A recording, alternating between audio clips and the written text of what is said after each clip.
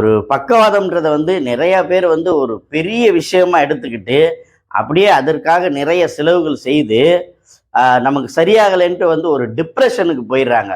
ஆனா, இப்படிப்பட்டவர்களை அவங்களுடைய நிலையை ஆராய்ந்து, தகுந்தவர்களை தேர்ந்தெடுத்து சிகிச்சை அளித்து பார்த்தீங்கன்னா, அவங்களுடைய வாழ்க்கை முறையே மாற்றியிருக்கும்.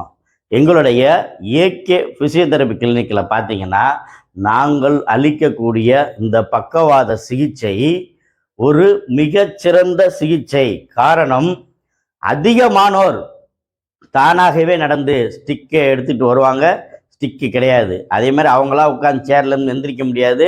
எந்திரிக்கிற மாதிரி பண்ணிடுவோம் உடனே. அதே மாதிரி அவங்களா முழங்கால் அசைச்சிக்க முடியாது. உடனே அசைக்கிற மாதிரி கொண்டு வந்துடுவோம். கை அசைவே வராது. 10 வருஷம் கூட சில பேர் கை அசைவே இல்லாமல் உடனே. இப்போ பார்த்தீங்க அப்படின்னா, பக்கவாதத்துக்கு சிகிச்சை அளிக்கிறது எப்படி அப்படின்னா, பேஷண்ட் அவங்களா பயிற்சி செய்யும் போது தான் இந்த பக்கவாதம் முழுமையாக சரியாகும். அப்போ எப்போ அந்த பேஷண்ட் அவங்களா செஞ்சுக்குவாங்க அப்படின்னா, ஒன்று பக்கவாதம் பாதிக்கப்பட்டவர்களுக்கு பயிற்சி பண்ணும்போது வலி இருக்கக்கூடாது. அதே மாதிரி ரெஸ்ட்ரிக்ஷன் இறுக்கம் இருக்கக்கூடாது கையில்.